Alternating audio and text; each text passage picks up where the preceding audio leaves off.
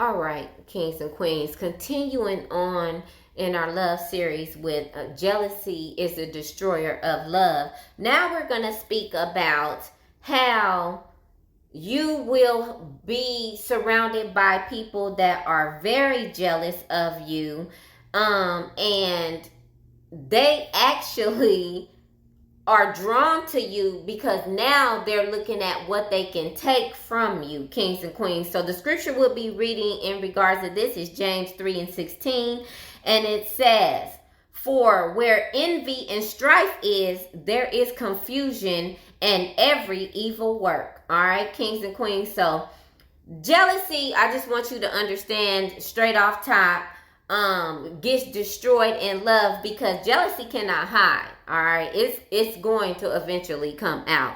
Jealousy is like a rottenness inside of a person's heart, if you will. People will try to fake admiration, they'll try to fake support, they'll try to fake humility, but jealousy is a spirit that always will reveal itself. All right, you'll always, if you pay attention, kings and queens, you'll always see an attitude change when you succeed in something. You'll always see a mood shift when God blesses you in an area if there's jealousy present. You'll always see some type of resentment when you elevate. You'll always see someone trying to compete with you when you grow and when God shows you how to actually grow or he promotes you. You'll always see the lack of support when God has actually promoted you and actually elevated you in some type of way. All right, you'll see it pull back. People will stop supporting you. That's how you can see the jealousy. People don't even understand that their jealousy is very evident. All right, God will actually, because you are so close to God, God will show you the shift. All right, because you are with God, because you are tapped in with God. God will show you the tightening in your spirit. God will show you a sudden discomfort or an uneasy feeling around them, and they don't even understand that God is doing this with you. All right, this is your spiritual discernment actually protecting everything around you, because God never intended for you to be around a whole bunch of jealous spirits. God cannot stand when there is a whole bunch of people that are jealous and they try to sit around you after he is promoting you, after he is covering and protecting you. God cannot stand a jealous spirit. I'm telling you, kings and queens. And so that's why he will remove them out of your life, okay?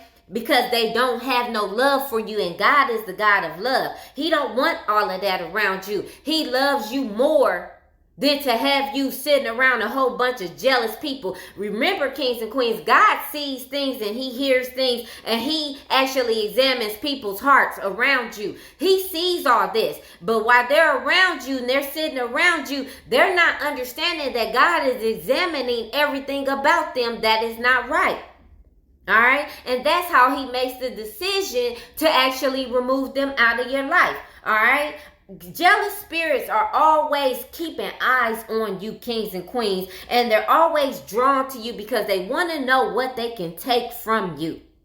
All right, the reason why they want to take it from you is because they don't embody it themselves. And so what they want to do is they don't want you to have something that you've worked hard for, that God gives you, that God plants in you, that comes originally from you having a good heart. They don't want you to have it because they don't embody it. All right, what happens is they become dangerously jealous of you, and they watch you because they want to compare themselves to you. Now, kings and queens, at first I didn't understand the comparison part, but now I do, because God showed me what that was. They're comparing their ugly and dirty and tainted heart to your good and pure heart. All right. Now, God examines both of our hearts, all right? He examines your good heart, and he examines their good heart. Their bad heart, all right? And what I didn't understand at first is, why would somebody compare it? Well, they compare it because they want a good heart. But instead of them actually wanting to figure out how to actually have a good heart. They want now your heart. They want to take your heart. All right. So they want to compare themselves. All right. And comparison is the one of the lowest vibrations of all, because the thing about it is you never should compare yourself to someone. You should always compare yourself to yourself, all right, and see what you need to change to become a better version of yourself. But people with low vibrations, they don't understand that you can never compare to a good heart if you have a bad heart, all right? You'll never be able to do it. You would have to get you a good heart, all right? They also want to draw to you because they want to compete with you. Now, this is no competition. There's no way that a person that is competing with you can compete with you. They have already lost because they want to compete with you. They have already lost that whole little fight of competition. All right. I just want you to know that they'll never be able to compete with you because you are up and they are not, because they try to compete with you. They actually are drawn to you because they resent you in some type of way. They resent you because you did the work and they did not. Point blank, period. That's all it is.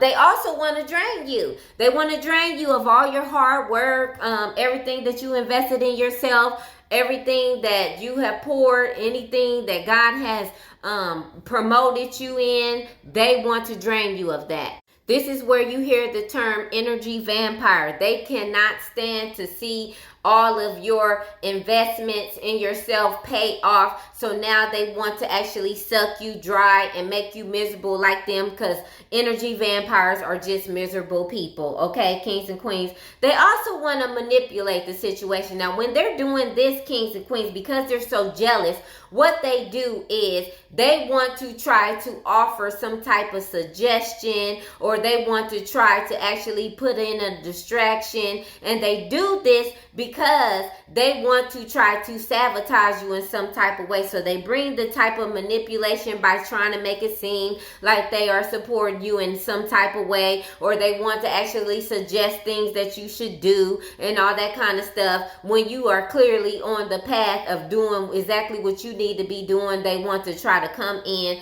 and manipulate the situation. And then, kings and queens, another thing that they are drawn to you for is they want to actually review your blessings as their blessings. They want to actually take credit for things that they didn't even invest in, all right? So they want to actually now attach and draw to your blessings and take your blessings as if they literally did some type of work with God, like they have some type of connection with God, and they want to try to make it seem like it's theirs, all right? They don't celebrate your wins. They actually study your wins, all right? They want to actually try to make it seem like it's theirs. Some people will stick around you not because they actually love you, but because they love what they can gain from you, all right, kings and queens? And God will show you this early about a person if you are listening to God. If you're tapped in with God, God will show you that, you know, everything that they're doing, they are actually being fake in all parts of it, all right? They don't really fool with you like that, kings and queens. I want you to understand that. You know what I'm saying? None of the love that they have for you is ever going to be real because they are jealous of you. Jealousy and love will never be able to coexist, all right? So there's no purpose of you having these people in your energy. There's no purpose of you having these people around you on no level, all right? It will never be able to exist with each other. It will only get progressively worse, all right, kings and queens? I need you to understand that.